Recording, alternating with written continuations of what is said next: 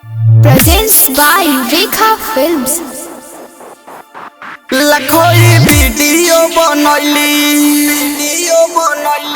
न जाने का देखैली। लखोई वीडियो बनैली न जाने का देखैली। बबी बाड़ी अभी छोटे नहीं कुछ छिपैली। तो जेने देखो आँख से को वीडियो लीक हो गईल। टिकटॉक पर आइल रहली वीडियो में उछाई गईली। पतर की हिट हो गईल, सर की हिट हो गईल, हाय रे हिट हो गईल। पतर की हिट हो गईल,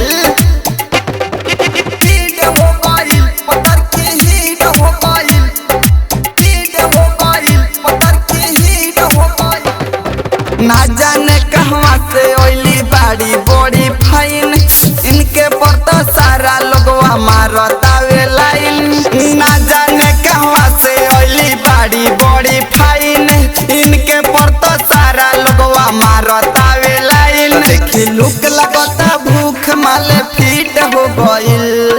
टिकटॉक पर आइल रहली वीडियो में उछाई गईली। पतर की हिट हो गईल, सर की हिट हो गईल, हाय रे हिट हो गईल। पतर की हिट हो गईल, हिट हो गईल, पतर की हिट हो गईल। Presents by Rekha Films। पतर की हिट हो गईल। रवि राजू साजन जी के काथी कहीं खेला। अल्ताफ जाहिर कुंदन देखो आपस में लड़ेला। रवि राजू साजन जी के काथी कहीं खेला।